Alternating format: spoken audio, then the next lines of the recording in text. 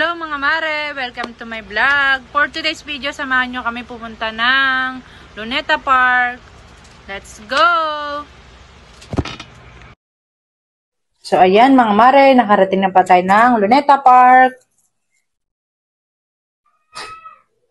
So dadalhin ko naman kayo kung saan ang pinagbarilan ni Dr. Jose P. Rizal. Ang pagpapakabayani ni Dr. Jose P. Rizal. Okay? So, ayan, sobrang excited ng aking mga anak. So, papasok na nga pala tayo, mga mare. Tara! So, ayan na nga, mga mare.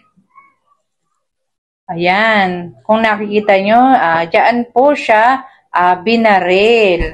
Sa lugar mismo na yan, mga mare. So, meron lamang tayong konting trivia. Base lamang po ito sa aking na-research. Ang buong pangalan ni Jose Rizal ay Jose Protasio Rizal Mercado Alonso Realonda. Ipinanganak siya sa Calamba, Laguna at ikapito siya sa 11 magkakapatid.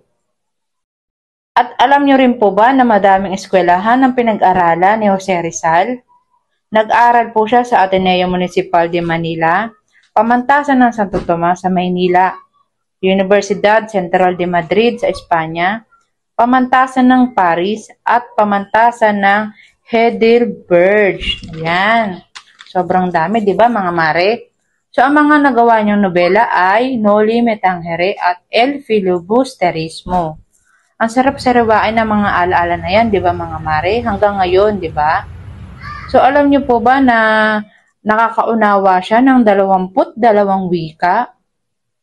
Tulad na lamang ng Pilipino, Hebrew, Ilocano, Bisayan, Subanan, Chinese, Latin, Spanish, English, French, German, Arabic, Malay, Sanskrit, Dutch, Japanese, Catalan, Italian, Portuguese, Swedish, at Russian.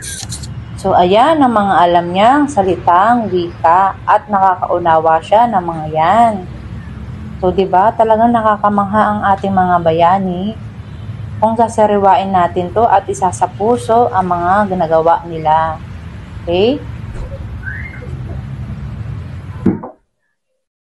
So, ayan, palabas na nga po kami. Tapos na kami sa loob.